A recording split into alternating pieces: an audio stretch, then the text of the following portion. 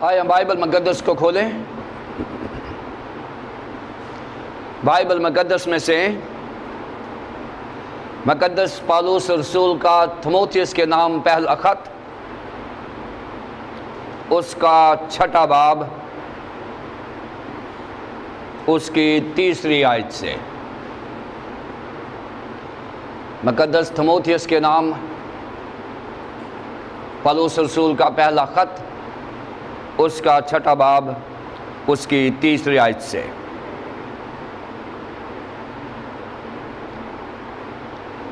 اگر کوئی شخص اور طرح کی تعلیم دیتا ہے اور صحیح باتوں کو، یعنی ہمارے خداوند یسوع مسیح کی باتوں اور اس تعلیم کو نہیں مانتا جو دینداری کے مطابق ہے، وہ مغرور ہے اور کچھ نہیں جانتا، بلکہ اسے بحث اور لفظی تکرار کرنے کا مرض ہے، جن سے حسد اور جھگڑے اور بدگوئیاں اور بدگمانیاں اور ان آدمیوں میں رد و بدل پیدا ہوتا ہے جن کی عقل بگڑ گئی ہے اور وہ حق سے محروم ہیں اور دینداری کو نفع ہی کا ذریعہ سمجھتے ہیں۔ ہاں، دینداری قناعت کے ساتھ بڑے نفع کا ذریعہ ہے، کیونکہ نہ ہم دنیا میں کچھ لائیں اور نہ کچھ اس میں سے لے جا سکتے ہیں، بس اگر ہمارے پاس کھانے پینے کو ہے تو اسی پر قناعت کریں، لیکن جو دولت مند ہونا چاہتے ہیں وہ ایسی آزمائش اور پھندے اور بہت سی بیہودہ اور نقصان پہنچانے والی خواہشوں میں پھنستے ہیں، جو آدمیوں کو تباہی اور ہلاکت کے دریا میں غرق کر دیتی ہیں، کیونکہ زر کی دوستی ہر قسم کی برائی کی جڑ ہے، جس کی آرزو میں بعض نے ایمان سے گمراہ ہو کر اپنے دلوں کو طرح طرح کے غموں سے چھلنی کر لیا۔ کلام مقدس کے پڑھے اور سنے جانے پر خداوند کی برکت ہو، آمین۔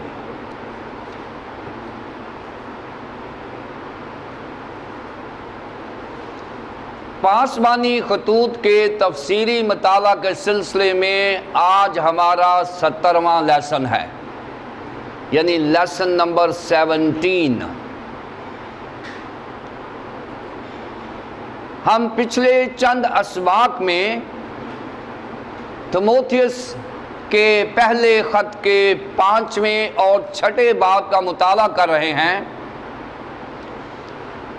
جن میں خداوند کا بندہ مقدس پالوس رسول تھموتھیوس کو وہ ہدایات دے رہا ہے جو کلیسیائی نظم و ضبط چلانے میں، کلیسیائی انتظام چلانے میں ایک پاسبان کو مدد ملتی ہے۔ یہ جو پاسبانی خطوط ہیں، میں نے پاسبانی خطوط کے تعارفی جو لیسن ہے اس میں بتایا تھا کہ 3 وجوہات کی بنا پر پہلے تھموتھیوس کو اور پھر دوسرے تھموتھیوس کو اور پھر تیتس کے خط کو پاسبانی خطوط کہا جاتا ہے۔ 3 ریزنز ہیں۔ پہلی ریزن یہ ہے کہ ان خطوط میں مقدس پالوس رسول نے اپنے شاگرد، اپنے فرزند تھموتھیوس کو یہ بتایا گیا ہے کہ ایک معیاری پاسبان کی زندگی کیسی ہونی چاہیے، جو ایک معیار ہے بائبل مقدس میں کلیسیائی رہنما کا، وہ کیسا ہونا چاہیے۔ یہ پہلی ریزن ہے۔ نمبر 1 کہ ان خطوط میں پاسبانی رہنماؤں کا معیار دیا گیا ہے۔ نمبر 2 ان خطوط میں پاسبانوں کی ذمہ داریوں سے متعلق آگاہ کیا گیا ہے کہ بطور کلیسیائی رہنما ہم نے اپنی ذمہ داریوں کو کیسے پورا کرنا ہے، کون سی کسوٹی ہے جس کے اوپر ہم نے پورا اترنا ہے، اور اس طرح سے یہ دوسری ریزن ہے کہ ان خطوط کو پاسبانی خطوط کہا جاتا ہے۔ تیسری ریزن ہے کہ ان خطوط کو پاسبانی خطوط کہا جاتا ہے کہ ان خطوط میں کلیسیائی نظم و نسق سمجھایا گیا ہے، ان خطوط میں کلیسیائی انتظام بتایا گیا ہے کہ کس طرح سے ایک پاسبان کو، ایک معیاری پاسبان کو معیاری انتظام کرنا ہے۔ یہ تیسری بات ہے۔ پہلی بات کہ ایک معیاری پاسبان کیسا ہونا چاہیے، دوسری بات کہ ایک معیاری پاسبان کی معیاری ذمہ داریاں کیسی ہونی چاہیے، اور تیسری بات ایک معیاری پاسبان کا کلیسیائی معیاری انتظام کیسا ہونا چاہیے۔ ان ریزنز کی بنا پر ان تینوں خطوط کو پاسبانی خطوط کہا جاتا ہے۔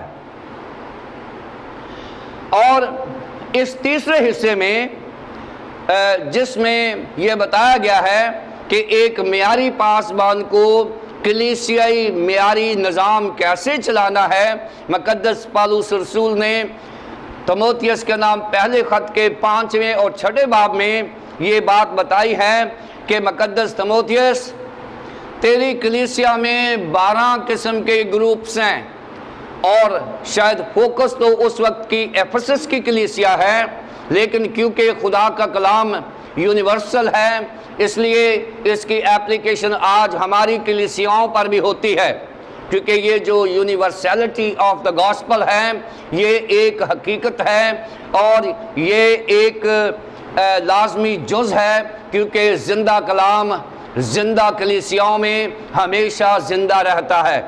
اس لیے مقدس تموتھیوس کو یہ بتایا گیا کہ تیری کلیسیا میں نمبر 1 بزرگ لوگ ہوں گے، اور جو بزرگ ہیں ان کو کیسے ڈیل کرنا ہے 5 باب کی پہلی آیت میں بتایا گیا ہے۔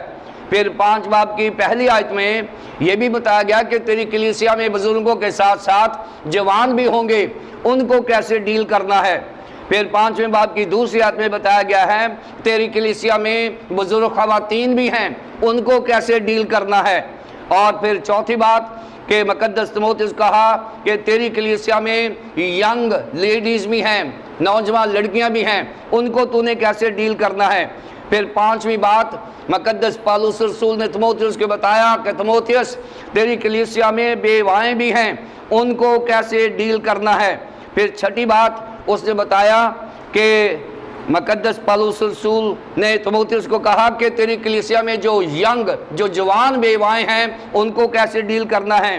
پھر نمبر 7 میں بتایا کہ تیری کلیسیا میں جو تیرے پاسبان ہیں، تیرے ساتھی ہیں یا تیرے ایلڈرز ہیں، ان کو کیسے تجھے ڈیل کرنا ہے۔ اور نمبر 8 میں بتایا گیا ہے کہ تیری کلیسیا میں کچھ ایسے لوگ بھی ہوں گے جنہوں نے صریحاً گناہ کیا ہے، وہ کلیسیا کے بھی گناہ گار ہیں اور خدا کے بھی گناہ گار ہیں، ان کو کیسے ڈیل کرنا ہے۔ نمبر 9 پہ 6 باب کی پہلی آیت میں بتایا گیا کہ تیری کلیسیا میں بہت سارے غلام ہیں، بہت سارے نوکر ہیں، ان کے ساتھ امیر غریب کا فرق نہیں ہونا چاہیے، ان کو کیسے ڈیل کرنا ہے۔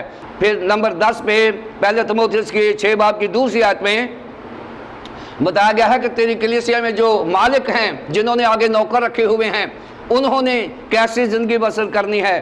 اور پھر 11 نمبر پہ پہلے تموتھیوس کے 6 باب کی 3 سے 5ویں آیت جس کا ہم مطالعہ کر رہے ہیں، اس میں ٹیچرز کے بارے میں بتایا گیا ہے۔ اور پھر اسی باب میں یعنی 6 باب کی 9ویں 10ویں آیت میں اور پھر 17ویں سے 19ویں آیت میں کلیسیا میں جو امیر لوگ ہیں ان کے بارے میں بتایا گیا ہے۔ یہ 12 گروپس ہیں جو افسس کی کلیسیا میں موجود تھے، اور شاید آج ہماری کلیسیا میں بھی یہ 12 گروپس موجود ہیں۔ اگر آپ ایک معیاری پاسبان بننا چاہتے ہیں، اگر آپ سمجھتے ہیں کہ آپ کی پاسبانی زندگی اس معیار پر پوری نہیں اترتی جو بائبل کا ہے، تو میری ان تمام کلیسیائی رہنماؤں سے التماس ہے کہ وہ پاسبانی خطوط کو اپنی زندگی کا حصہ بنائیں۔ جن کلیسیاؤں میں پاسبانی خطوط کا مطالعہ نہیں کیا جاتا، ان کلیسیاؤں کی لیڈرشپ کمزور ہوگی، اس لیے کہ ان کی لیڈرشپ کا معیار ان کا اپنا ہے۔ جہاں بائبل کا معیار ہوگا وہاں کلیسیائیں ترقی کریں گی، اور میری التماس ہے ان تمام کلیسیاؤں سے، چرچ خداوند نے جو بنایا ہے چرچ ایٹ لارج، آپ اپنی پاسبانی رہنمائی یا آپ اپنی کلیسیائی رہنماؤں کے لیے لازمی ہے کہ آپ پاسبانی خطوط کا مطالعہ کریں، پھر جا کے آپ کی کلیسیاؤں میں اچھی لیڈرشپ آئے گی، ورنہ پھر ہم بشارت نہیں کریں گے، شرارت تو ضرور کریں گے، اس لیے کہ بشارت وہاں ہوتی ہے جہاں پاسبانوں کا معیار بائبل کا ہوتا ہے، اور جہاں پاسبانوں کا معیار بائبل کا نہیں ہوتا وہاں بائبل کی بشارت نہیں ہوتی، تو پھر اپنی شرارت تو ہوتی رہتی ہے۔ اس لیے شرارت سے بچنے کے لیے آپ پاسبانی خطوط کا مطالعہ کریں، آپ ایک دم آپ کی شرارت بشارت میں بدل جائے گی، اور یہ ایک معجزہ ہو جائے گا جو پاسبانی خطوط کا مطالعہ کرتے ہیں۔ آئیے ہم چھٹے باب میں آج دیکھیں کہ آج خداوند کا کلام مقدس پالوس رسول کے وسیلے سے تیموتھیوس کو کیا کہتا ہے، اور اس کا اطلاق 21ویں صدی میں کیسے ہوتا ہے۔ ہم چھٹے باب کی 30 سے 10ویں آیت تک ہم نے پڑھا ہے، اور اسی کا ہم مطالعہ کریں گے، لیکن ان آیات کے پیچھے جو سٹوری چل رہی ہے، جو کانٹیکس ہے، وہ میں بتانا چاہتا ہوں۔ اس سے پہلے کہ ہم پہلا تیموتھیوس کے چھٹے باب کی 30 سے 10ویں آیت کا مطالعہ کریں، میں چاہوں گا کہ ان کے پیچھے دیکھیں کہ اس حوالے کو یہاں کیوں لکھا گیا ہے، اس حوالے کی کیا ضرورت پڑی ہے کہ یہاں پر لکھا جائے۔ اور اس حوالے کے جو پیچھے سٹوری چل رہی ہے وہ یہ ہے کہ ابتدائی کلیسیا میں یہ جو اساتذہ اکرام ہیں، یہ جو ٹیچرز ہیں، ان کی بڑی عزت کی جاتی تھی۔ اگر آپ کلاسیکل گریک میں چلے جائیں، اور اگر آپ سقراط اور بقراط اور یہ جو یونانی فلاسفرز ہیں، یعنی افلاطون اور ارسطوٹل یعنی ارسطو، ان کے زمانے میں دیکھیں تو یہ جو اساتذہ کرام ہیں ان کو انبیاء کا درجہ دیا جاتا تھا، یعنی ان کی عزت جو ہے وہ ویسے ہی کی جاتی تھی جیسے نبیوں کی جاتی ہے۔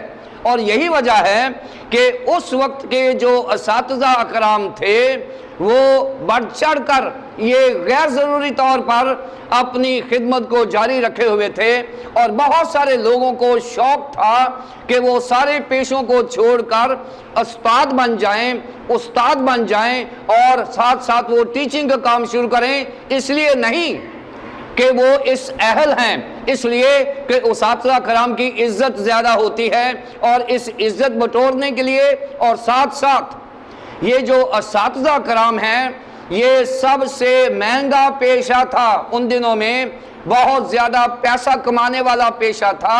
اس لیے اس دور میں جب مقدس پالوس رسول نے تیموتھیوس کو یہ خط لکھا ہے تو اس نے کہا ہے کہ تیموتھیوس ذہن میں یہ رکھنا کہ آج بہت سارے فالس ٹیچر بھی تیری کلیسیا میں موجود ہیں، بہت سارے جھوٹے اساتذہ بھی تیری کلیسیا میں موجود ہیں، اور وہ کیا کرتے ہیں؟ وہ یہ کرتے ہیں کہ انہوں نے اپنے چھوٹے چھوٹے سکول بنائے ہوئے ہیں، اور وہاں پر وہ ٹیچر بننے کی تعلیم دیتے ہیں کہ اگر آپ نے بھی ہماری طرح ٹیچر بننا ہے، استاد بننا ہے، تو وہ ان کو تعلیم دیتے تھے اور ان سے وہ پیسے بٹورتے تھے، ٹیوشن لیتے تھے، اور پھر وہ اپنے آپ کو پیش کرتے تھے کہ ہمیں بلاؤ، سیمینارز کرو، کانفرنسز کرو، ہم آپ کو بتائیں گے کہ پیسہ کیسے کمایا جاتا ہے۔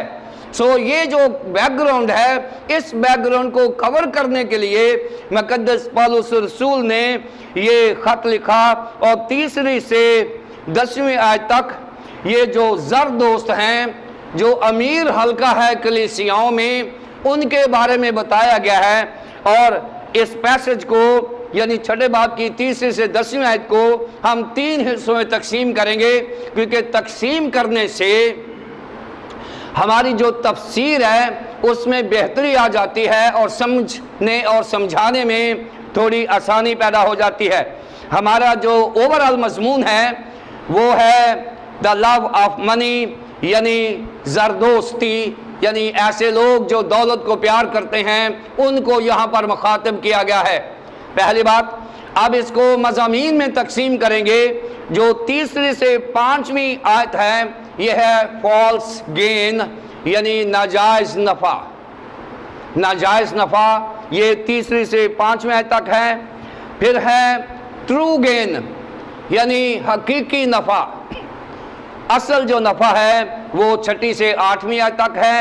اور پھر 9 10 آیت میں جو فالس گین کے خطرات ہیں، دا پیرلز آف فالس گین، یعنی ڈینجرز آف فالس گین، کہ جو جھوٹے نفع کا جو خطرہ ہے وہ بتایا گیا ہے۔ 3 سے 5 آیت تک ناجائز نفع، اور پھر 6 سے 8 آیت تک سچا نفع یعنی حقیقی نفع کیا ہے، اور پھر نفع کے خطرات بتائے گئے ہیں 9 اور 10 آیت میں۔ اب ہم دیکھیں گے 3 سے 5 آیت تک جہاں پر بتایا گیا، ہم دیکھیں گے، اس کو پڑھیں گے۔ اگر کوئی شخص اور طرح کی تعلیم دیتا ہے اور صحیح باتوں کو یعنی ہمارے خداوند یسوع مسیح کی باتوں اور اس تعلیم کو نہیں مانتا جو دینداری کے مطابق ہے۔ یہاں پر مقدس پالوس رسول نے اپنے فرزند تیموتھیوس کو نشاندہی کی ہے کہ تیری کلیسیا میں بائبل ٹیچنگ کا ایک معیار ہے، تیری کلیسیا میں بیبلیکل تھیالوجی کا ایک معیار ہے، تیری کلیسیا میں بیبلیکل ڈاکٹرن یعنی مسیحی عقائد کا ایک معیار ہے جو مقدس پالوس نے ہی قائم کیا ہوا ہے، جسے کنٹینیو رکھنے کے لیے مقدس تیموتھیوس کو کہا جا رہا ہے۔ اور اس کا رزلٹ کیا رہا ہے کہ مسیحی اخلاقیات سامنے آ رہی ہے۔ اور یہاں مقدس پالوس رسول نے بتایا ہے کہ اگر جو معیار بائبل کا ہے، جو معیار میں نے دیا ہے، اس کے علاوہ کوئی تعلیم جائے تو پھر خیال کرنا کہ اگر کوئی شخص اور طرح کی تعلیم دے، اور طرح کی تعلیم جو ہے یہاں پر لکھا ہے فالس ڈاکٹرن، اور فالس ڈاکٹرن کے لیے جو یونانی زبان کا لفظ ہے وہ ہے ہٹیرو ڈیڈاس کالے۔ ہٹیرو ڈیڈاس کالے، یہ جو لفظ ہے یہ اور طرح کی تعلیم ہے۔ ہٹیرو ڈیڈاس کالے جو ہے یہ ڈیڈاسکلوس کے اپوزٹ ہے، یعنی یہ وہ تعلیم ہے جس کی بنیاد بائبل مقدس نہیں ہے۔ یہ وہ تعلیم ہے جو بائبل کی تھیالوجی کے ساتھ مطابقت نہیں رکھتی۔ یہ وہ ڈاکٹرن ہے، یہ وہ عقائد ہیں جو کلیسیائی عقائد نہیں ہیں۔ یہ وہ باتیں کرنے کے لیے کہہ رہے ہیں جو بائبل کے معیار پر پوری نہیں اترتی۔ مقدس تیموتھیوس خیال کرنا کہ اگر کوئی شخص اور طرح کی تعلیم دے تو ان کے بارے میں محتاط رہنا، اور صحیح باتوں کو یعنی ہمارے خداوند یسوع مسیح کی باتوں اور اس کی تعلیم کو نہیں مانتا۔ ایسا شخص ایک تو وہ بائبل کے معیار کے مطابق تعلیم نہیں دیتا، کیونکہ وہ اپنے آپ کو ہی خدا سمجھنا شروع ہو جاتا ہے، وہ اپنے آپ کو ہی ایک کامل انسان سمجھنا شروع کر دیتا ہے، اس کو بائبل مقدس کی ضرورت نہیں ہے۔ اور وہ جو صحیح باتیں لکھا ہے اور صحیح باتوں کو اور صحیح باتوں کے لیے لکھا ہے ساؤنڈ انسٹرکشنز آف اور لارڈ جیسس کرائسٹ، اور جو ساؤنڈ کے لیے لفظ ہے یہاں پر وہ ہے ہیگیا آئینہ، یہاں سے ہائیجین لفظ نکلا ہے، یعنی یہ جو ہیگیا آئینہ ہے اس کا مطلب یہ ہے کہ وہ تعلیم جو مسیحیوں کی روحانی صحت کو خراب کرتی ہے، یہ اور طرح کی تعلیم ہے۔ جیسے آپ اپنی فزیکل ہائیجین کو، صحت کو بہتر کرنے کے لیے آپ اچھا خوراک، اچھا کپڑا پہنتے ہیں، اچھی خوراک کھاتے ہیں، اور اگر آپ نے کوئی بری خوراک کھا لی ہے تو آپ کی صحت خراب ہو جائے گی۔ سو اس لیے آپ نے کوئی اور طرح کی کھانا کھایا ہے، آپ نے کوئی اور طرح کا کھانا کھایا ہے جس سے آپ کی صحت خراب ہو گئی ہے۔ اور ایسے ہی یہ جو اساتذہ کرام تھے یہ وہ تعلیم نہیں دیتے تھے جو ہمارے خداوند یسوع مسیح نے دی تھی، بلکہ یہ اپنی تعلیم دیتے تھے اور لوگوں کی روحانی ہائیجین، لوگوں کی روحانی صحت کے خراب کرنے میں یہ بڑا کام کر رہے تھے۔ اور آج بھی ایسا ہی ہے، بہت سارے ایسے لوگ جو گھر بیٹھے ہی اسکالر بن جاتے ہیں، جنہوں نے نہ تو کسی سیمنری میں سے پڑھا ہے، جنہوں نے نہ کسی کلاس میں پڑھا ہے، جنہوں نے نہ کوئی اپنا ایکڈیمک امپروو کیا ہے، وہ گھر بیٹھے ہی اپنے آپ کو اسکالر سمجھنا شروع کر دیتے ہیں، اور انہوں نے کوئی ڈگری نہیں لی، انہوں نے کوئی ٹریننگ نہیں لی، اور گھر بیٹھے اپنے فیصلے کرتے جاتے ہیں اور بیان دے دیتے ہیں، جی بڑا دن منانا کہاں لکھا ہے، ایسٹر منانا کہاں لکھا ہے، یہ شریعت پر عمل نہ کرنا کہاں لکھا ہے۔ ارے بھائی، یہاں لکھا ہے کہ یہ وہ شخص ہیں جو اور طرح کی تعلیم دے کر لوگوں کی روحانی صحت کو بگاڑ رہے ہیں، یہ لوگوں کی روحانی صحت کے بگاڑ کے ذمہ دار ہیں۔ اور یہاں بتایا گیا ہے، پالوس رسول نے سختی سے کہا ہے کہ اگر کوئی شخص اور طرح کی تعلیم دیتا ہے جو صحیح باتوں سے مراد یہاں بتایا ہے کہ ایک سٹینڈرڈ اسپرچل ہائیجین، ایک معیاری روحانی صحت کی بات کی ہے، اور وہ کہاں سے ملے گی؟ ہمارے خداوند یسوع مسیح کی باتوں سے، ہمارے خداوند یسوع مسیح کی باتوں سے لکھا ہے، اور تعلیم سے۔ لیکن یہ جو لوگ ہیں وہ نہ تو خداوند یسوع مسیح کی باتوں کو مانتے ہیں، نہ اس کی تعلیم کو مانتے ہیں، لہذا ان سے کنارہ کرنا، اس تعلیم کو نہیں مانتا جو دینداری کے مطابق ہے، دینداری کے مطابق ہے۔ اب دینداری جو ہے ذہن میں رکھیں، دینداری جو ہے آپ کے دین کی ڈیمنسٹریشن ہے۔ جو دینداری ہے یہ آپ کے دین کا ڈسپلے ہے۔ دینداری جو ہے آپ کا وہ طرز عمل ہے یا وہ طرز زندگی ہے جس سے آپ کے دین کی پہچان ہوتی ہے۔ دینداری آپ کی روزمرہ کی زندگی ہے، ایمانداری آپ کے ایمان کا ڈسپلے ہوتا ہے، دینداری آپ کے دین کا ڈسپلے ہوتا ہے۔ اور اس نے کہا ہے کہ مسیحی دین کے برخلاف یہ تعلیم ہے۔ یہ اس لیے ایسا ہے کہ دینداری سے نظر آ رہا ہے کہ ان کے پاس بائبل کا دین یعنی بائبل کی تعلیم اور بائبل کی باتیں نہیں ہیں ان کے پاس۔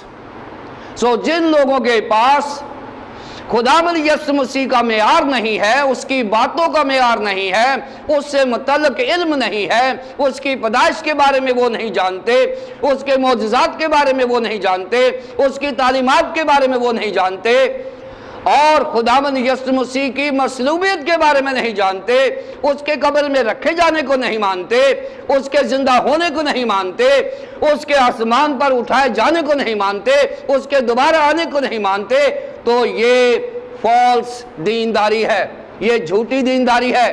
اور پالوس رسول کو کہا گیا ہے اگر کوئی شخص اور طرح کی تعلیم دیتا ہے جو ہمارے خداوند یسوع مسیح کی باتوں اور تعلیم کے مطابق نہیں ہے، ان کی دینداری بھی جھوٹی ہے، ان کا رہن سہن بھی جھوٹا ہے، وہ بائبل کے مطابق زندگی بسر نہیں کرتے۔ یہ جھوٹے اساتذہ کے بارے میں بتایا گیا ہے، پہلی صدی کے جھوٹے اساتذہ اور 21ویں صدی کے جھوٹے استادوں کو بھی ایڈریس کیا گیا ہے کہ اگر کسی پاسبان کا معیار، اس کی پریچنگ، اس کا کردار، اس کا دین، اس کی دینداری، اس کی ایمانداری اگر خداوند یسوع مسیح کے بتائے ہوئے اصولوں پر اور خداوند یسوع مسیح کی تعلیمات پر نہیں ہے تو پھر ہم بھی وہی جھوٹے اساتذہ ہیں جو پہلی صدی میں تھے۔ تیسری آیت میں یہی بیان کیا گیا ہے، اور پھر چوتھی اور پانچویں آیت میں جھوٹے اساتذہ کی نشانیاں بتا دی گئی ہیں۔ پڑھتے ہیں انہیں۔ وہ مغرور ہیں اور کچھ نہیں جانتا، بلکہ اسے بحث اور لفظی تکرار کرنے کا مرض ہے، جن سے حسد اور جھگڑے اور بدگوئیاں اور بدگمانیاں اور ان آدمیوں میں رد و بدل پیدا ہوتا ہے جن کی عقل بگڑ گئی ہے اور وہ عقل سے محروم ہیں اور دینداری کو نفع ہی کا ذریعہ سمجھتے ہیں۔ یہاں بتا دیا گیا ہے، تیسری آیت میں یہ بتایا گیا ہے کہ وہ کرتے کیا ہیں، معیار کیا ہے دینداری کا، اور یہ وہ لوگ ہیں جو دینداری کے معیار پر پورے نہیں اترتے۔ چوتھی اور پانچویں آیت میں 12 ایسی نشانیاں بتا دی گئی ہیں ایسے جھوٹے استاد کی جو بائبل مقدس نے بیان کر کے سامنے رکھ دیا ہے۔ 12 ایسی چیزیں ہیں جو ایک جھوٹے استاد میں ہوتی ہیں، اور آج جتنے سچے استاد ہیں وہ بھی سن لیں اور جتنے جھوٹے اساتذہ ہیں وہ بھی سن لیں اور موازنہ کر لیں۔ جو تو سچے حقیقی استاد ہیں اگر ان میں کوئی کمزوری ہے تو آج بحالی ہو جائے گی، اور جو جھوٹے اساتذہ ہیں انہیں آج توبہ کا موقع ملے گا، اور وہ توبہ کر کے اپنی جھوٹی تعلیم سے جو وہ دے رہے ہیں، جھوٹے کردار سے جو وہ دکھا رہے ہیں، آج وہ توبہ کر کے آج وہ اپنے اندر سے یہ تمام منفی باتیں دور کر دیں گے اور وہ سچے استاد بن جائیں گے۔ آئیے دیکھیے کہ کون سی یہ 12 چیزیں ہیں۔ تیسری آیت میں بیان کیا گیا ہے، وہ ریبیلین ہے اگینسٹ ٹروتھ۔ جھوٹے اساتذہ کی پہلی نشانی یہ ہے کہ وہ سچائی کو برداشت نہیں کر سکتے۔ ان کی پہلی نشانی یہ ہے کہ ان کے اندر سچائی نام کی کوئی چیز نہیں ہے۔ وہ چاہتے ہیں کہ ان کی تعریف کی جائے، ان کے کلام کو سراہا جائے، ان کو بلے بلے کہا جائے، اور ان کی تعلیم کو، جھوٹی تعلیم کے پیچھے تالیاں بجائی جائیں اور ان کو اپریشیٹ کیا جائے، اور اگر ان کو سچی بات بتائیں تو وہ باغی ہو جاتے ہیں، وہ بغاوت کا رویہ اختیار کر لیتے ہیں۔ یہ پہلی نشانی ہے جھوٹے استاد کی۔ جھوٹا استاد بائبل کی بات سننے سے گریز کرے گا، وہ اپنی بات سنانے میں دلچسپی لے گا۔ یہ پہلی نشانی ہے جھوٹے استاد کی، اور یہاں بتایا گیا ہے جھوٹے استاد کے بارے میں کہ وہ مغرور ہے، ریبیلیس، بغاوت کرتا ہے۔ دوسری بات کہ وہ مغرور ہے، وہ اپنے آپ کو سمجھتا ہے کہ میرے پاس جو علم ہے وہ شاید بائبل سے بھی زیادہ ہے، کسی سچے استاد سے زیادہ میرے پاس۔ اور جھوٹا استاد کیا ہوتا ہے؟ وہ جو بڑے بڑے اساتذہ ہیں ان کے ساتھ مقابلہ کرتا ہے، اور جی فلاں پادری نے کیا بولنا ہے، میرے سے بات کریں آپ۔ وہ ایسے مقابلہ بڑے بڑے لوگوں کے نام لیتا ہے جو بڑے بڑے سچے اسکالرز ہیں، جنہوں نے محنت کی ہوئی ہے، جنہوں نے خدا کے قدموں میں وقت گزارا ہوا ہے، جنہوں نے بائبل مقدس کو اپنا اوڑھنا بچھونا بنایا ہوا ہے۔ ان کا مقابلہ، ان کا نام لے کر وہ کہتے ہیں او جی فلاں پاسٹر نے کیا بولنا ہے، میرے سے بات کریں، میں بتاتا ہوں۔ یہ بڑی نشانی ہے۔ دوسری بڑی نشانی ہے کہ وہ مغرور ہوتا ہے اور وہ پفڈ اپ ہوتا ہے۔ یہ چوتھی آیت میں اس کا بھی ذکر ہے۔ پھر تیسری جو نشانی ہے وہ ہے اگنورنس آف ٹروتھ، وہ سچائی کو جانتا ہی نہیں ہے۔ لکھا ہے کہ وہ سچائی کو وہ کچھ نہیں جانتا، وہ بائبل سے نہیں واقف، وہ خداوند یسوع مسیح کو نہیں جانتا۔ سچائی کیا ہے؟ خداوند یسوع مسیح، الیتھیوس، خداوند یسوع مسیح ہے۔ پہلی بات میں نے بتائی کہ وہ سچائی سے باغی ہے، وہ سچائی کے خلاف بغاوت کر جاتا ہے۔ نمبر 2 وہ مغرور ہے، صرف اپنی ہی بات سناتا ہے، سچائی کو سننا نہیں چاہتا۔ نمبر 3 وہ خداوند یسوع مسیح کو نہیں جانتا اور بائبل مقدس کو بھی نہیں جانتا، وہ اپنی ہی کہتا جاتا ہے۔ نمبر 4 ڈوٹنگ وہ ہوتا ہے جو ذہنی مریض ہو جاتا ہے، وہ بات کرتا ہے تو پتہ چلتا ہے کہ یہ ذہنی مریض ہے، اور یہ اپنے اوپر بہت سارے سوالات چھوڑتا ہے۔ اس کی ذاتی زندگی اور اس کی تعلیم جو ہے وہ ڈوٹنگ ہے، یعنی وہ اس کے اوپر انگلی اٹھائی جا سکتی ہے، اس لیے کہ وہ ذہنی روحانی مریض ہے۔ اس کے سائیکولوجیکل ایشو ہے اس کا، یا تو وہ اپنے آپ کو بہت بڑا دیندار سمجھتا ہے، یا وہ بڑا روحانی سمجھتا ہے، یا وہ سمجھتا ہے میرے پاس تو بڑی نعمتیں ہیں اور کسی کے پاس نہیں ہیں۔ وہ اپنی خام خیالیوں میں ہی سارا دن گزر جاتا ہے اس کا، اور وہ اپنی زندگی کو ایسے گزارتا ہے۔ 5ویں جو نشانی ہے وہ ہے ڈیبیٹنگز۔ وہ بحث و تکرار میں بڑی دلچسپی لیتا ہے، وہ چاہتا ہے کہ کوئی ایسا شگوفہ چھوڑ دے تاکہ ایمانداروں میں ہلچل مچ جائے اور پھر اس کے ساتھ بحث و مباحثہ کیا جائے۔ یہ 5ویں نشانی ہے کہ وہ اپنے آپ کو ڈیبیٹ میں انوالو کرنا چاہتا ہے، اور وہ اپنے سیکولر علم سے، اپنے کلیورنس سے وہ لوگوں کو کنونس کرنے میں کامیاب ہونے کی کوشش کرتا ہے، اور وہ کنونس کر بھی لیتا ہے، کیونکہ اس کے پاس یہ ایبلٹی ہوتی ہے جھوٹے استاد کے پاس کہ وہ بحث و تکرار میں بڑا ایکسپرٹ ہوتا ہے۔ مباحثہ کرنا، بحث و تکرار کرنا ایک مضمون ہے، اس میں کوئی شک نہیں ہے، لیکن بحث و تکرار اگر آپ کی بائبل بیسڈ ہے اور آپ سچائی کو پروموٹ کر رہے ہیں تو پھر تو ٹھیک ہے، لیکن اگر آپ سیکولر علم کے وسیلے سے، اگر آپ اپنی کلیورنس کے وسیلے سے، اگر آپ ڈیبیٹنگ ہیں، بحث و تکرار میں ہیں، تو بائبل یہ کہتی ہے کہ یہ لوگ وہ ہیں جو جھوٹے اساتذہ ہیں۔ نمبر 6 اینوی ہونا، اس کو کہتے ہیں لوز ٹیمپر ہونا، ساور ٹیمپر ہونا، یعنی ان کے لہجے میں ہمیشہ تلخی ہوتی ہے، ان کے لہجے میں شارپنس ہوتی ہے، ان کی بات چیت جو ہے وہ کسی کے ایمان کو گدلا کر سکتی ہے، ان کی جو کلیورنس ہے، ہوشیاری جو ہے وہ دل کو چیر جاتی ہے، آپ کے ایمان کے اوپر سوال چھوڑ جاتی ہے، اور وہ ساور ٹیمپر ہوتے ہیں، وہ لوز ٹیمپر ہوتے ہیں۔ پھر وہ اسٹرائبس اینڈ ڈاکٹرنز، وہ عقائد پر جھگڑا کرتے ہیں، اسٹرائبس اوور ڈاکٹرنز، وہ جو مسیحی عقائد ہیں ان کے اوپر جھگڑا کرتے ہیں، وہ کہتے ہیں ثابت کرو کہ جی 25 تاریخ کو یسوع مسیح پیدا ہوا تھا کہ نہیں ہوا تھا، یہ ثابت کرو کہ یسوع مسیح گڈ فرائیڈے والے دن مصلوب ہوا تھا۔ وہ ایسے بتاتے رہتے ہیں اور اپنے جو مسیحی عقائد ہیں ان کے اوپر سوال کرتے رہتے ہیں۔ ارے بھائی 25 دسمبر ہم پچھلے 2 سالوں سے نہیں منا رہے، پچھلے 2000 سالوں سے منا رہے ہیں۔ گڈ فرائیڈے ہم پچھلے چند ہفتوں سے نہیں منا رہے، پچھلے چند سالوں سے نہیں منا رہے، پچھلے 2000 سال سے منا رہے ہیں۔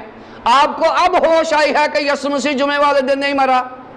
جو یہ کہتا ہے کہ یسوع مسیح جمعے والے دن نہیں مرا، آپ میرے پاس آئیں، میں آپ کو ثابت کروں گا، بائبل کی ایک آیت دوں گا اور وہاں سے آپ کو ثابت ہو جائے گا کہ خداوند یسوع مسیح جمعے والے دن مرا۔ کچھ لوگوں نے بڑا مشہور کیا وہ جی وہ بدھ والے دن مرا ہے، اس لیے 3 دن پورے ہوتے ہیں۔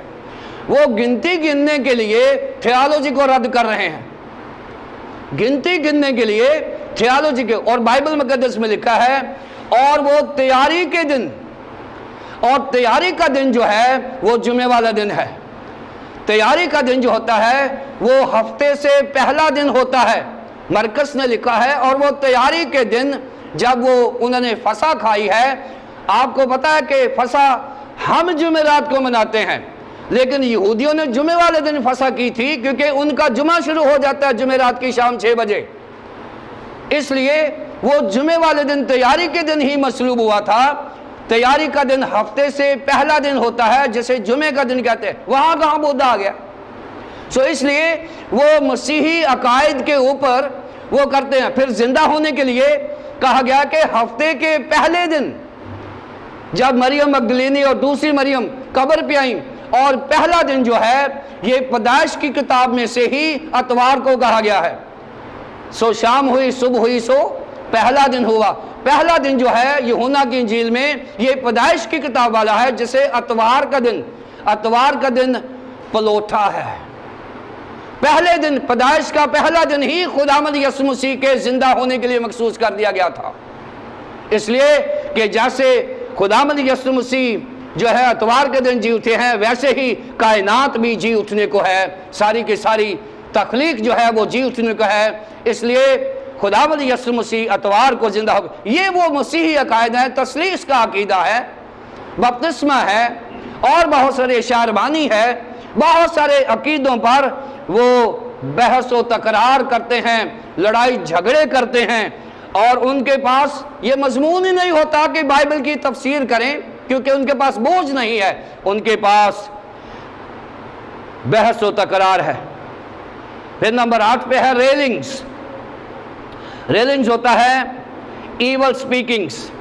وہ غیر ضروری بولتے ہیں، اور بعض اوقات ایسی کلام بھی کرتے ہیں جس کا ماخذ ابلیس ہوتا ہے. ایول سپیکنگ سے مراد یہ ہے کہ ایسی باتیں کر جاتے ہیں جن کی روٹس ابلیس میں ہوتی ہیں، یعنی ان کے اندر ابلیس کام کر رہا ہوتا ہے. وہ ریل کرتے ہیں، یعنی ایسا کلام کرتے ہیں جس کا تعلق ابلیس کے ساتھ ہوتا ہے، ابلیس کو جلال دینا ہوتا ہے. اس کا مقصد خدا کو جلال دینا نہیں ہے. اور پھر نامے پر ہے ایول سرمسنگز، سسپیشس ہونا. اب یہ جو ایول سبمسنگ ہے، یہ چوتھی آیت میں اس کو دیکھتے ہیں. لکھا ہے جو مغرور ہے کچھ نہیں جانتا، بلکہ اسے بحث اور لفظی تکرار کرنے کا مرض ہے، جن سے حسد، جھگڑے، بدگوئیاں اور بدگمانیاں. بدگوئیاں اور بدگمانیاں، یہ جو بدگمانیاں ہوتی ہیں، گمان کرنا، ایسا سوچنا جس کا نتیجہ بدی ہو. بدگمان ہونا، گمان ہوتا ہے سوچنا، میڈیٹیٹ کرنا، یعنی ایسا سوچنا جو برا ہو، جس کا نتیجہ برا ہو، بدگمان ہونا. تو یہ جو ایول سرمسنگز ہیں، یہ وہ بدگمانیاں ہیں کہ ان کی سوچ میں ہی برائی ہے، اور جب سوچ میں برائی ہو تو نتیجہ بھی برا ہوتا ہے. یہ 9ویں بات ہے. 10ویں بات ہے وہ ہے پرورس اینڈ وین آرگیومنٹس، یعنی وہ ایسے رد و بدل کرتے ہیں، ایسی چیزوں کو ٹویسٹ کرتے ہیں کہ بعض اوقات بائبل کی ایک آیت کو لے کر ایمانداروں کو بائبل کے خلاف کر دیں گے. بائبل کے حوالے لے کر وہ ایمانداروں کو ان کے ایمان سے متزلزل کر دیں گے. یہ ان کی ایکسپرٹیز ہوتی ہیں، یعنی وین آرگیومنٹس کر کے سچائی کو رد کرنے والا. لکھا رد و بدل کرنے والا. کرپٹ مائنڈڈ، یعنی ایسا شخص جو کسی سچائی کو لے کر اپنے انٹلیکٹ سے جھوٹا ثابت کر دے، اس کو ہم پرورس کرنے والا یا وین آرگیومنٹس، یعنی جو غیر ضروری دلیلیں ہیں اس کی وکالت کرتا ہے. یہ جھوٹے اساتذہ کی بات ہے. پھر 11ویں بات being destitute of truth but rich in the fallacies and doctrines of demons، جن کی عقل بگڑ جاتی ہے. وہ اپنے اس مائنڈ میں نہیں رہتے، وہ بے خود ہو جاتے ہیں۔ ایسے اساتذہ اپنے علم کو پروموٹ کرنے کے لیے، اپنی شخصیت کو بااثر بنانے کے لیے، اپنے علم کو سچا ثابت کرنے کے لیے وہ ایول مائنڈڈ ہو جاتے ہیں۔ یہاں پر ڈیمن مائنڈڈ کہا گیا ہے کہ وہ بدروحوں کے کنٹرول میں ہوتے ہیں، اور ان کا علم جو ہوتا ہے وہ ابلیس سے شروع ہوتا ہے اور اسی پر ختم ہو جاتا ہے۔ 12ویں چیز، اور دینداری کو نفع کا ہی ذریعہ سمجھتے ہیں، اور دینداری کو نفع ہی کا ذریعہ سمجھتے ہیں۔ یہ ہے بات اصل میں۔ یہ جو فالس ٹیچر ہیں 3 سے 5ویں آیت تک، ان کو بتایا گیا ہے کہ یہ کام کیا کرتے تھے، کہ ٹیوشن سینٹر کھولے ہوئے تھے، ٹریننگ سینٹر۔ یہ جو 11 کے 11 پوائنٹس میں نے بتائے ہیں، یہ 12ویں پوائنٹس میں سمرائز کرتے ہیں۔ ان کا خلاصہ ہے کہ یہ جو کچھ وہ پہلے کر رہے ہیں 11 پوائنٹس میں، وہ کیا کرتے ہیں، وہ بغاوت کرتے ہیں اپنے اس علم سے جو خداوند نے دیا ہے، نمبر 1۔ نمبر 2، وہ مغرور ہیں۔ نمبر 3، وہ سچائی سے ناواقف ہیں۔ نمبر 4، وہ ڈاؤٹنگ ہیں، یعنی وہ ذہنی مریض ہیں۔ نمبر 5، وہ بحث و تکرار میں جاتے ہیں۔ نمبر 6، وہ لوز ٹیمپر ہیں۔ نمبر 7، وہ لڑائی جھگڑے پر خوش رہتے ہیں۔ نمبر 8، وہ جب بولتے ہیں تو ان کا ذریعہ ابلیس ہوتا ہے۔ نمبر 9، وہ بدگمان ہوتے ہیں۔ اور نمبر 10، وہ غلط آرگومنٹس کرتے ہیں۔ نمبر 11 جو ہے وہ ایول مائنڈڈ ہوتے ہیں۔ اور نمبر 12 کیا ہے کہ وہ ہر چیز کو نفع کی چیز سمجھتے ہیں، seeking personal gain, seeking personal gain. ان کا جو ذہن ہوتا ہے، ان کے جو کوشش ہوتی ہے، ان کی جو کوشش ہوتی ہے، ان کے جو ذہن میں چل رہا ہوتا ہے، وہی ہوتا ہے کہ میں نے پیسے کیسے کمانے ہیں۔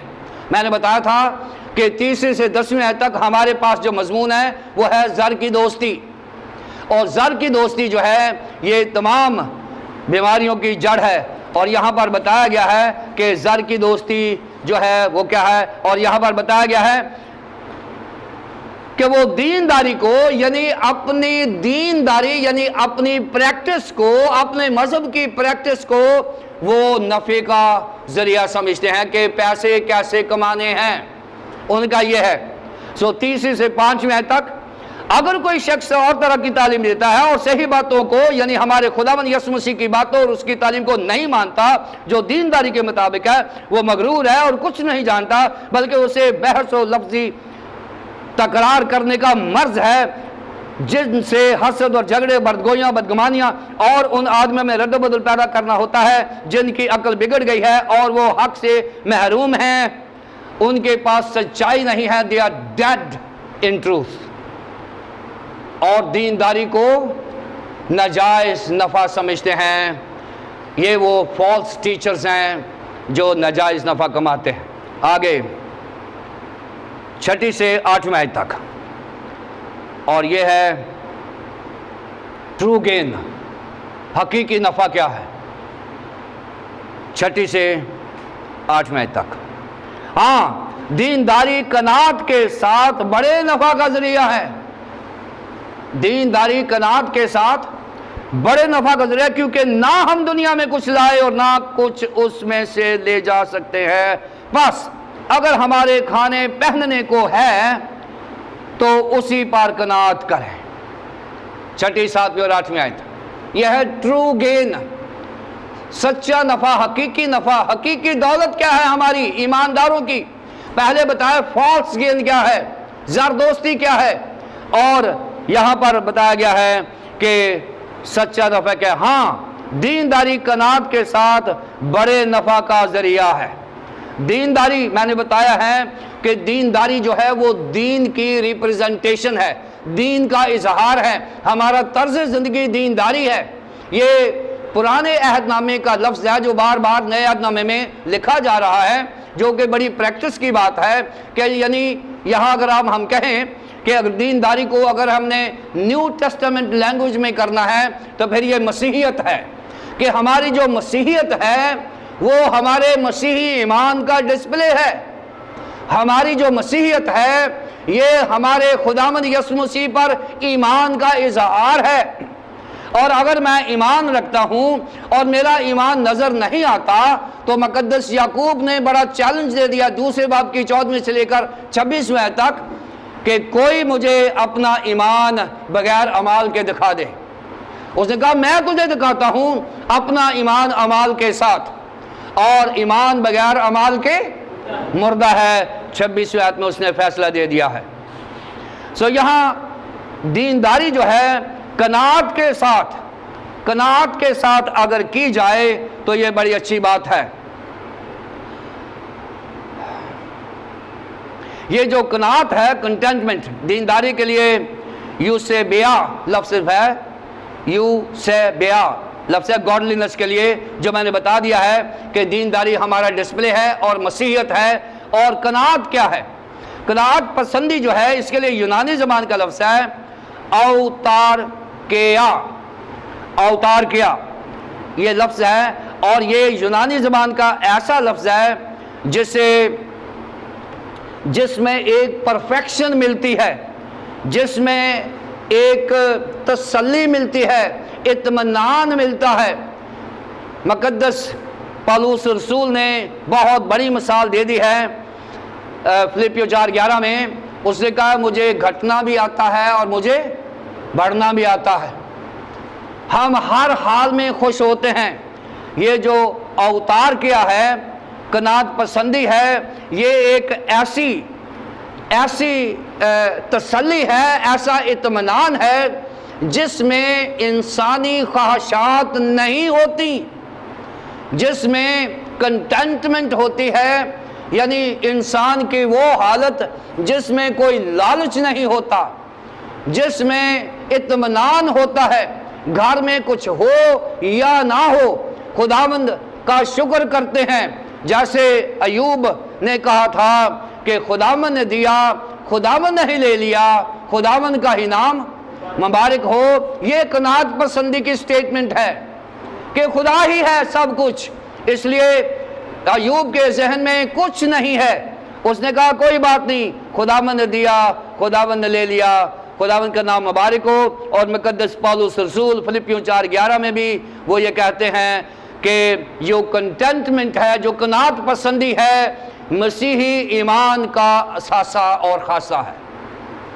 مسیحی ایمان کا اثاثہ اور خاصہ ہے، نیچر ہے مسیحی ایمان کی قناعت پسندی۔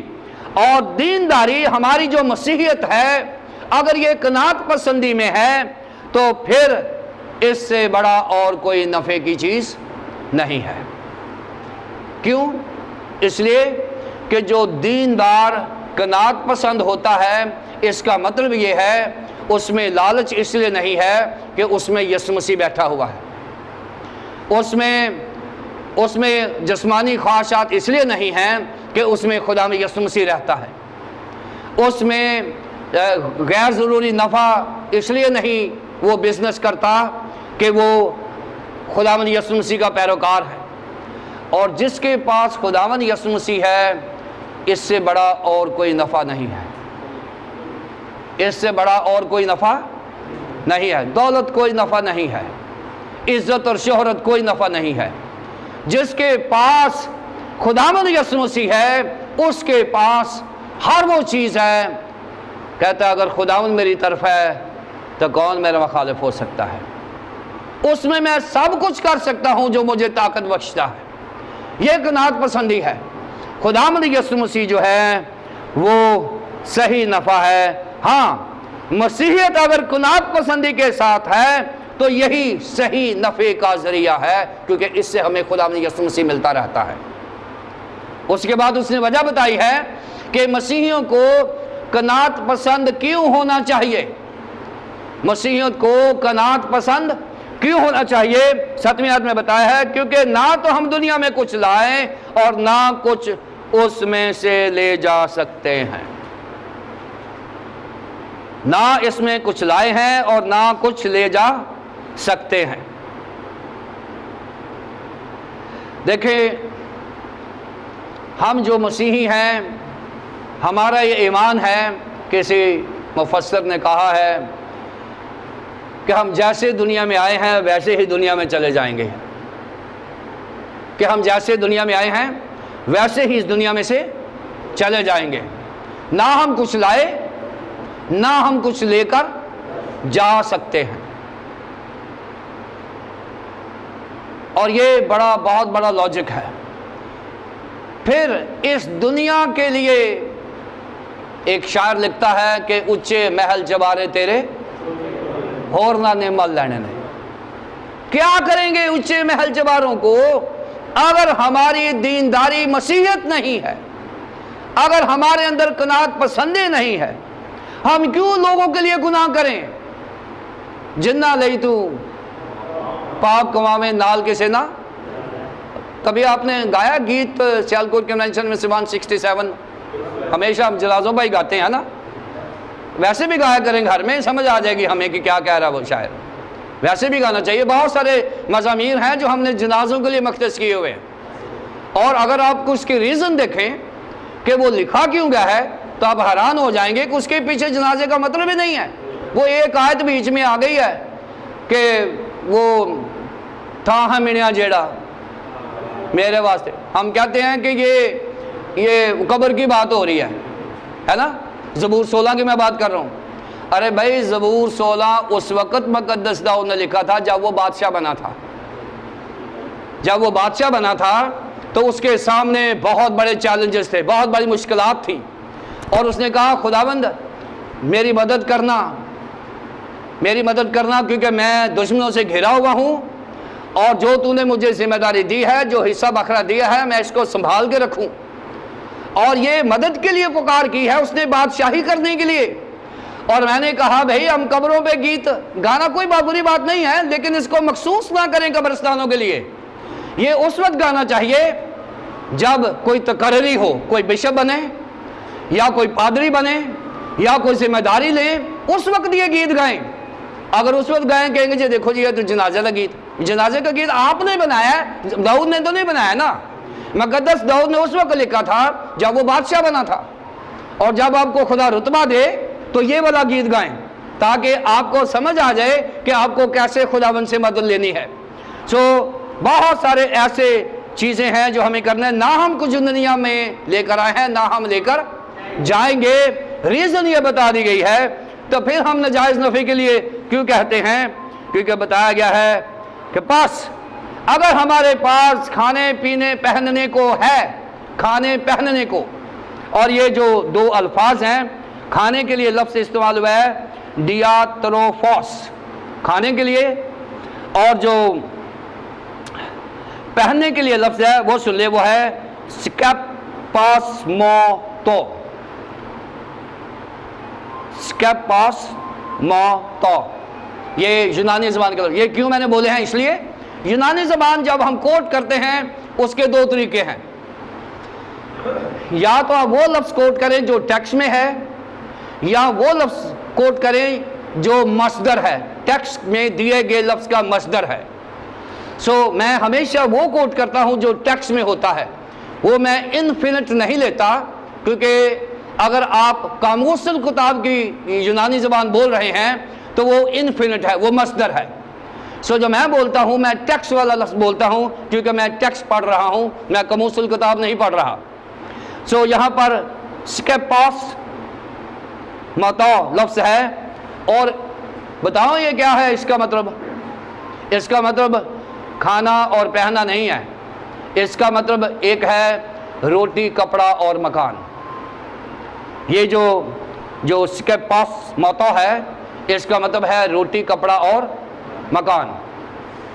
دیکھیں یہ نعرہ ہمارا ہے، روٹی کپڑے مکان کا نعرہ مسیحیت کا ہے. یہ میں بتا رہا ہوں آپ کو، یونانی زبان کا جو ایک لفظ ہے اس میں تینوں لفظ موجود ہے، روٹی، کپڑا اور مکان۔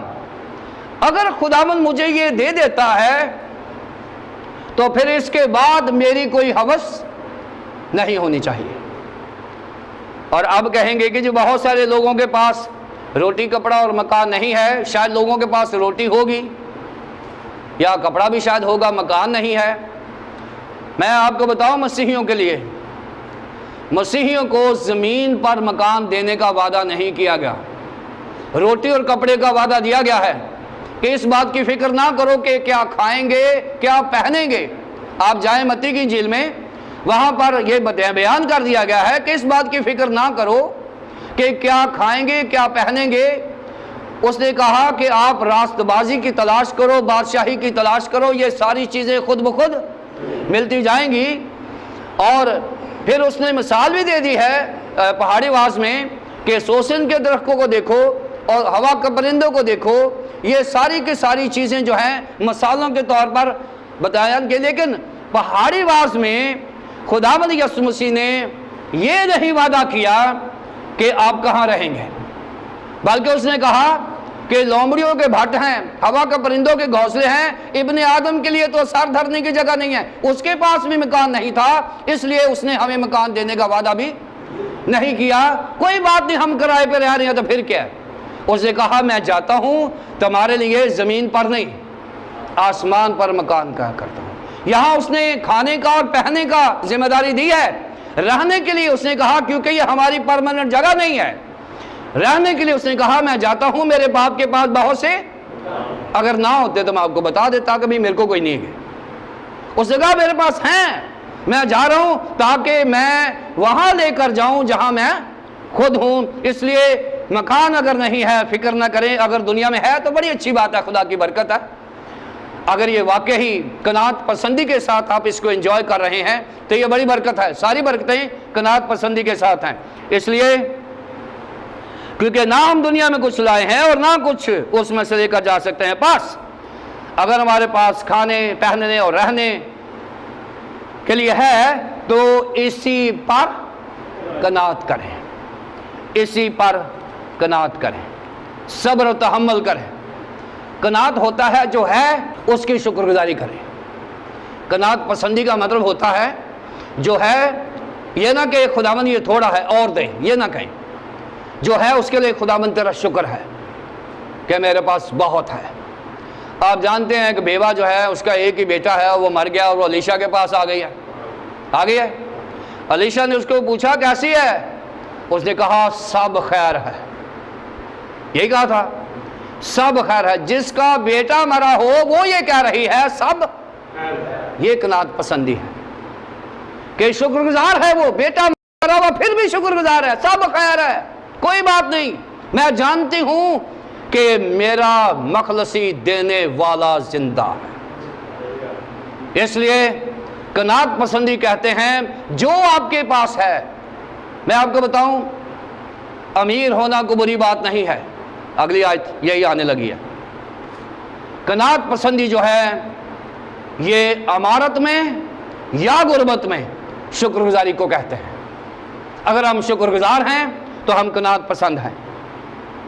نامی اور 10ویں آیت یہ ہے زردوستی، نامی اور 10ویں آیت۔ لیکن جو دولت مند ہونا چاہتے ہیں وہ ایسی آزمائش اور پھندے اور بہت سی بےہودہ اور نقصان پہنچانے والی خواہشوں میں پھنستے ہیں جو آدمیوں کو تباہی اور ہلاکت کے دریا میں غرق کر دیتی ہیں، کیونکہ زر کی دوستی ہر قسم کی برائی کی جڑ ہے، جس کی آرزو میں بعض نے ایمان سے گمراہ ہو کر اپنے دلوں کو طرح طرح کے غموں سے چھلنی کر لیا۔ زر کی دوستی لکھا ہے جو دولت مند ہونا چاہتے ہیں، جو دولت مند ہونا چاہتے ہیں۔ اب یہاں پر دولت کو بذات خود برا نہیں کہا گیا، ذہن میں رکھیں، دولت کو بذات خود برا نہیں کہا گیا۔ دولت ہمیشہ شکر گزاری کے ساتھ، قناعت پسندی کے ساتھ دولت کا ہونا کوئی بری بات نہیں ہے۔ لیکن دولت کی ہوس ہونا، دولت کی پرستش کرنا، دولت پرست ہونا، یہ بری بات ہے۔ اور میں نے کئی دفعہ بتایا ہے کہ جہاں یہ کہا گیا ہے کہ دولت مندوں کا خدا کی بادشاہی میں داخلہ مشکل ہے، وہاں دولت مند نہیں ہیں بلکہ دولت پرست ہیں۔ جو دولت پرست ہیں ان کے بارے میں کہا گیا ہے کہ وہ لوگ آگے مشکلات کا سامنا کریں گے۔ 10 مشکلات ہیں ان کے سامنے، دولت پرستوں کے سامنے 10 مشکلات ہیں۔ آئیے ان کا مطالعہ کرتے ہیں، اور یہ ہم نے تیموتھیوس کے خط میں سے لی ہیں۔ پہلی بات، many temptation of the devil، بہت ساری آزمائشوں میں پڑ جاتے ہیں۔ دولت پرست جو لوگ ہوتے ہیں، جب ان کو دولت کا حصول مل جاتا ہے، ان کے پاس دولت آ جاتی ہے، تو ان کے اندر طرح طرح کی آزمائشیں پیدا ہو جاتی ہیں۔ اور دولت کی جو آزمائش ہے، ذہن میں رکھیں، وہ اندر سے اٹھتی ہے، ہمارے اندر سے، ہمارے برین سے نکلتی ہے اور ہمارے جسم کو غلام بنا لیتی ہے۔ کیونکہ آزمائش جو ہے یہ 2 طرح کی ہوتی ہے، ایک ایکسٹرنل ہوتی ہے، ایک انٹرنل ہوتی ہے۔ آزمائش جو ہمارے اندر ہوتی ہے یہ ہمارے برین میں پنپتی ہے۔ اس لیے خداوند یسوع مسیح نے مسیحیت کے برین کو کنٹرول کیا ہوا ہے۔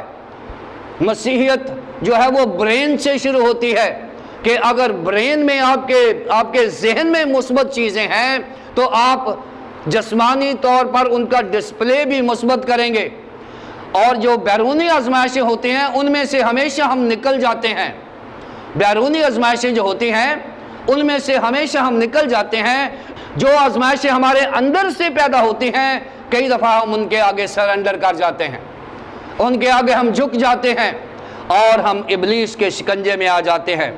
یہاں پر پیراسموس لفظ ہے آزمائش کے لیے، جس کی تفسیر میں نے کر دی ہے کہ ہمارے دولت جو ہوتی ہے وہ ہمیں آزمائش میں ڈال سکتی ہے۔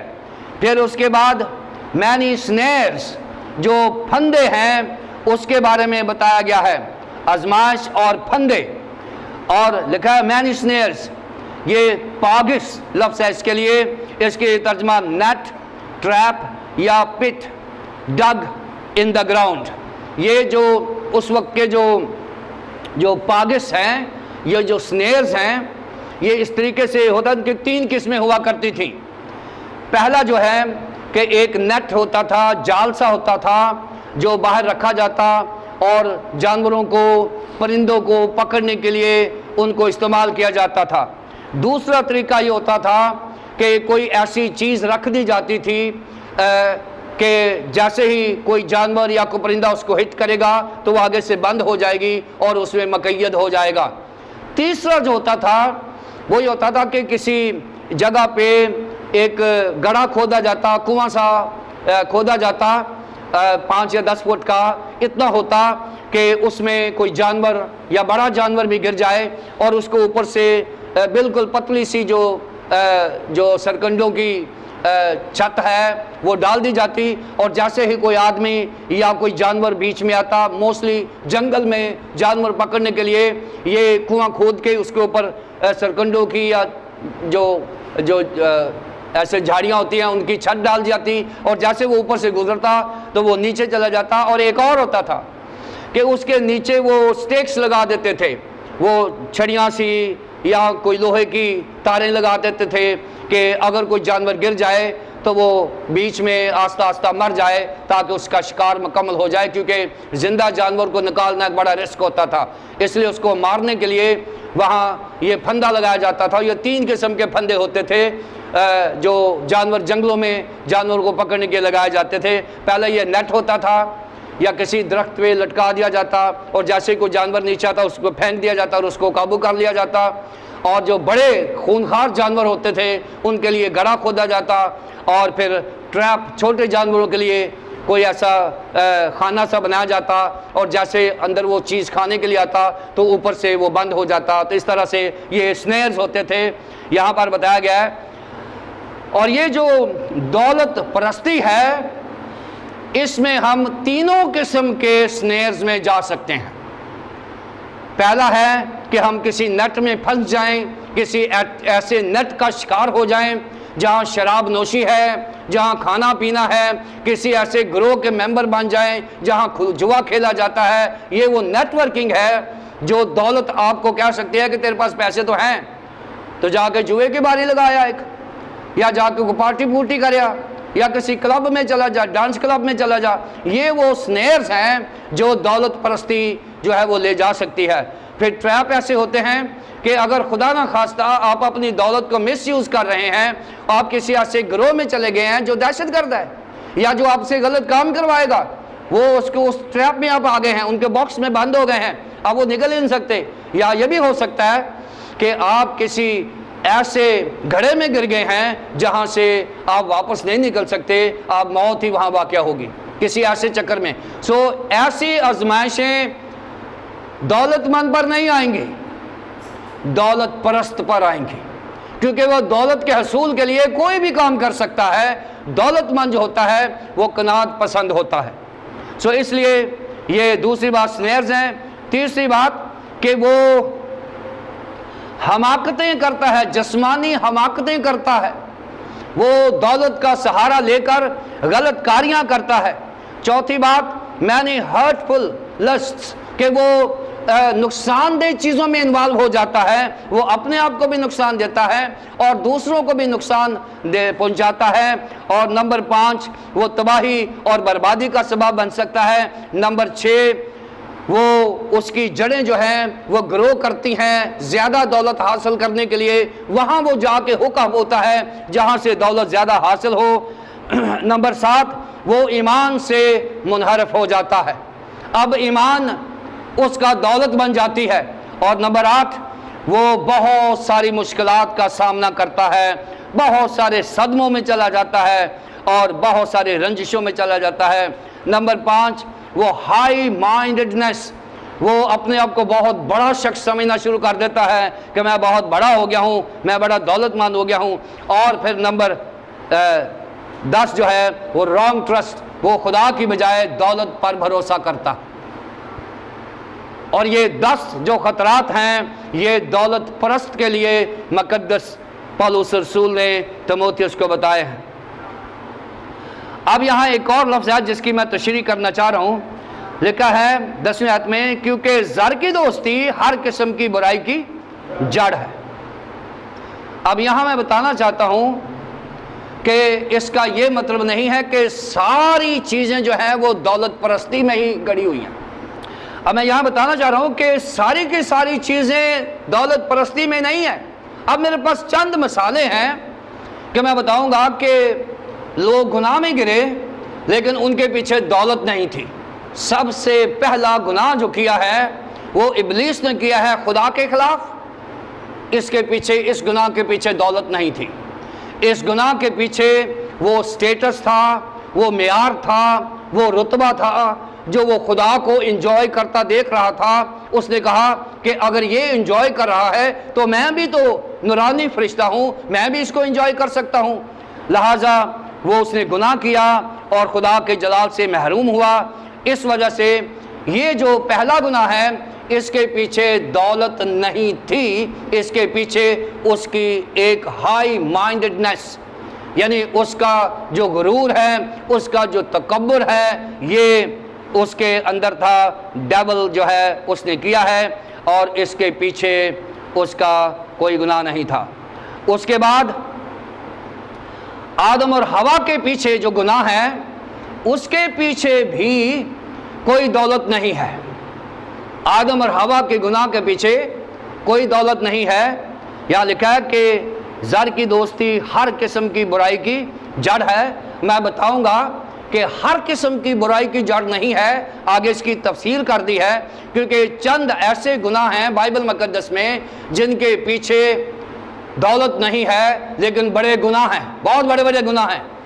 جیسے میں نے بتایا کہ ابلیس نے جب گناہ کیا ہے تو وہ اس کے پیچھے دولت نہیں تھی، اس کے بعد آدم اور حوا نے جو گناہ کیا ہے اس کے پیچھے بھی دولت نہیں تھی، اس کے بعد داؤد نے جو گناہ کیا ہے اس کے پیچھے بھی دولت نہیں تھی۔ مقدس داؤد سے جو گناہ ہوا ہے اس کے پیچھے بھی اس کی جسمانی خواہش ضرور تھی، لیکن اس کے پیچھے بھی دولت کا حصول نہیں تھا۔ پھر سدوم اور عمورہ کا گناہ جو تھا اس کے پیچھے بھی دولت نہیں تھی۔ یہ جو وہ گناہ ہیں جو بائبل مقدس نے بتائے ہیں کہ دولت پرستی جو ہے یہ ہر قسم کی برائی کی جڑ تو ہے، لیکن ساری قسمیں نہیں ہیں۔ بعض اوقات بائبل مقدس نے یہ بھی بتایا ہے کہ بعض اوقات ہماری جسمانی خواہشات جو ہیں وہ ہمیں گناہ میں لے جا سکتی ہیں، ہمارے رتبے جو ہیں، سٹیٹس جو ہیں، وہ ان کا حصول ہمیں گناہ میں لے جا سکتے ہیں۔ شاید ہماری جو سوسائٹی میں چل رہا ہے، ہمارے جو کلچر میں چل رہا ہے، اس کے رنگ میں رنگے جانا یہ بھی گناہ کا حصہ بن سکتا ہے۔ داؤد کی طرح ہم کسی جسمانی خواہش کا شکار ہو سکتے ہیں۔ یہ اور بھی چیزیں ہیں۔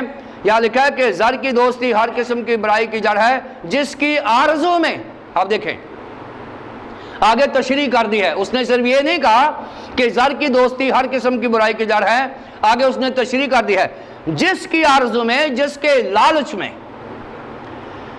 جس کی آرزو میں۔ اور یہ جو آرزو ہے یہ ایرگومائے لفظ ہے، ایرگومائے یونانی زبان میں آرزو کرنا، ایسی خواہش جس کے بغیر آپ رہ نہیں سکتے، ایسی کوشش جس کو آپ کریں گے ہی کریں گے۔ یہ وہ لالچ ہے، یعنی لالچ کی پریکٹیکل صورت، کسی خواہش کو پریکٹیکل شیپ میں لے آنے کو آرزو کہتے ہیں، لالچ کہتے ہیں۔ ایک تو ہوتا ہے سوچنا، کسی چیز کے حصول کے بارے میں سوچنا، ایک ہوتا ہے کسی چیز کے حصول کے لیے پریکٹیکلی کوشش کرنا، اس کو آرزو کہتے ہیں۔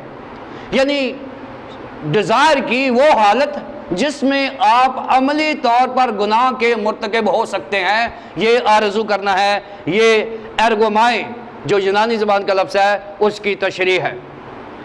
بعض نے ایمان سے گمراہ ہو کر، بعض نے ایمان سے گمراہ ہو کر، اور یہ ایمان سے گمراہ ہونا جو ہے یہ بڑا اہم لفظ ہے۔ گمراہ ہونے کے لیے یہاں پر جو یونانی زبان کا لفظ ہے وہ ہے اپو پلاناؤ، اپو پلاناؤ، یہ لفظ ہے منحرف ہو جانا۔ اس کا مطلب یہ ہے کہ گمراہ ہو جانے سے مراد یہ ہے کہ کوئی آپ کو ایسی چیز مل گئی ہے، وہ اس چیز سے اچھی ہے جو پہلے آپ کے پاس ہے۔ یہ گمراہی کا نتیجہ ہوتا ہے، ریزن ہوتی ہے۔ یعنی آپ کے پاس ایک کار ہے جو پرانی سی ہے، اور آپ کو کسی جگہ پہ ایک نئی کار نظر آ رہی ہے، اور آپ گمراہ ہو گئے ہیں کہ آپ کی جو پرانی کار ہے آپ اس کو ریپلیس کرنا چاہ رہے ہیں ایک نئی کار سے، اور اس کی پریکٹیکل اپروچ کو گمراہی کہتے ہیں کہ آپ اپنی پرانی کار کو جو پسند نہیں ہے آپ نئی کار حاصل کرنا چاہتے ہیں، اور یہ ہوتا ہے جو چیز آپ کے پاس ہے، یعنی آپ کے پاس خداوند یسوع مسیح ہے، آپ کے پاس سچائی ہے۔ اس کا مطلب یہ ہے کہ جو آپ کے پاس ایمان ہے آپ کو اس کے بارے میں علم نہیں ہے، آپ کے پاس جو خداوند یسوع مسیح ہے اس کے بارے میں آپ کے پاس پورا نالج نہیں ہے۔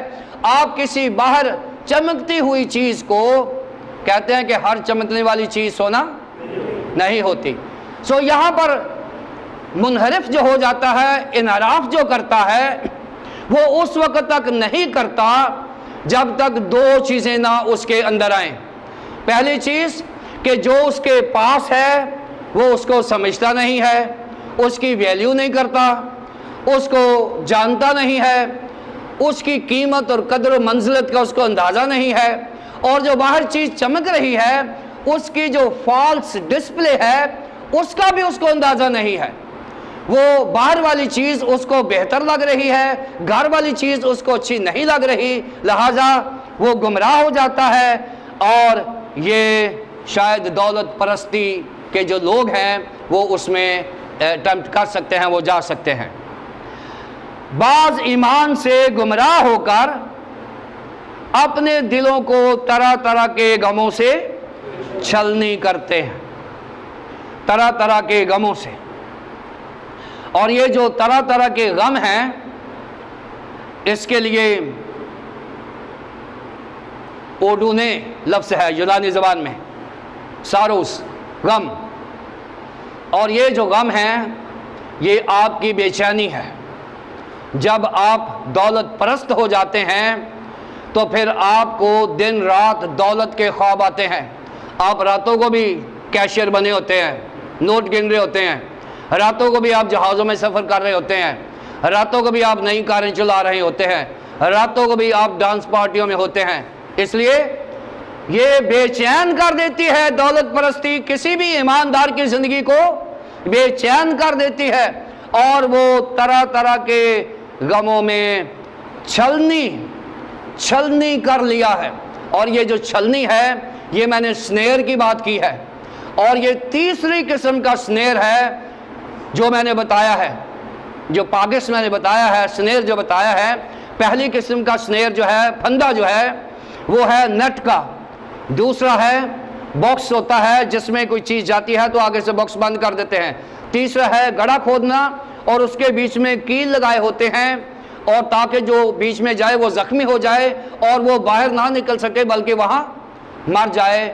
یہاں لکھا ہے جو بیچ میں گرتا ہے وہ چھلنی ہو جاتا ہے. یہ تیسری قسم کا پھندا ہے. جو زر دوست ہوتے ہیں وہ اس طرح کے پھندوں میں گھس جاتے ہیں. آئیے ہم نامی 10 دوبارہ دیکھیں. لیکن جو دولت مند ہونا چاہتے ہیں وہ ایسی آزمائش اور پھندے اور بہت سی بےہودہ اور نقصان پہنچانے والی خواہشوں میں پھنستے ہیں جو آدمیوں کو تباہی اور ہلاکت کے دریا میں غرق کر دیتی ہیں, کیونکہ زر کی دوستی ہر قسم کی برائی کی جڑ ہے, جنس کی آرزو میں بعض, سارے نہیں, بعض کے لیے 30 لفظ استعمال ہوا ہے, TIS ہوتا ہے شاید 100 میں سے کچھ لوگ. بعض ایمان سے گمراہ ہو کر دلوں کو طرح طرح کے غموں سے چھلنی ہو گئے. ایمانداروں کو آج یہ بتایا گیا ہے کہ دولت کوئی بری چیز نہیں ہے. دولت مند ہونا, میں نے کئی دفعہ بتایا ہے کہ دولت مند ہماری بائبل مقدس کے وارث ہیں. کیوں؟ اس لیے کہ باپ ابراہیم جسے ایمانداروں کا باپ کہا جاتا ہے, بائبل مقدس نے اس کی عمارت کا ذکر کیا ہے. مقدس داؤد کی عمارت کا ذکر کیا ہے, سولمن کی عمارت کا ذکر کیا ہے, اور بہت سارے جو ہمارے پاس نئے عہد نامے میں لوگ ہیں جو بڑے بڑے امیر ہیں, اور ان کے بارے میں یہ بتایا گیا ہے کہ وہ خداوند کے حضور میں خاص مقام رکھتے ہیں. اور دولت مند ہونا کوئی بری بات نہیں ہے اگر ہماری دولت قناعت پسندی کے ساتھ, شکر گزاری کے ساتھ اس کو رکھا جائے. اب دولت پرستی بہت بری بات ہے. دولت پرستی ہمیں ناجائز نفع کے لیے اور ساری پریکٹیکل کام کرنے کے لیے مجبور کرے گی جو ہمیں کسی بھی پھندے میں پھنسا سکتی ہے. لہذا مقدس پالوس رسول نے بتایا ہے کہ ہاں, دینداری قناعت کے ساتھ بڑے نفع کا ذریعہ ہے. اگر مسیحیت میں قناعت پسندی, شکر گزاری ہے تو دولت کوئی بری بات نہیں ہے. اگر خدا نے ہمیں مناسب رہائش دی ہے, مناسب خدا نے ہمیں برکتیں دی ہیں تو کوئی بری بات نہیں ہے. انجوائے یور ویلتھ, لیکن شکر گزاری کے ساتھ اپنی دولت کو خدا کے لیے استعمال کریں, ایونجلزم کے لیے استعمال کریں, خدا کے کاموں کے لیے استعمال کریں, خدا کے نام کے لیے, خدا کے لوگوں کے لیے استعمال کریں شکر گزاری کے ساتھ. تو پھر دولت کوئی بری چیز نہیں ہے. لیکن جو دولت مند دولت پرست ہو جائیں گے وہ بری چیز ہے. خداوند ہماری کلیسیاؤں میں دولت پرستی کو دور کرے اور دولت مند ضرور بنائے تاکہ انہی کے پیسوں سے ہمارا چرچ جو ہے وہ ترقی کرے گا. خدا مجھے اور آپ کو روحانی دولت مند بنائے. خدا باپ, خدا بیٹے, خدا پاک روح کے نام سے آمین.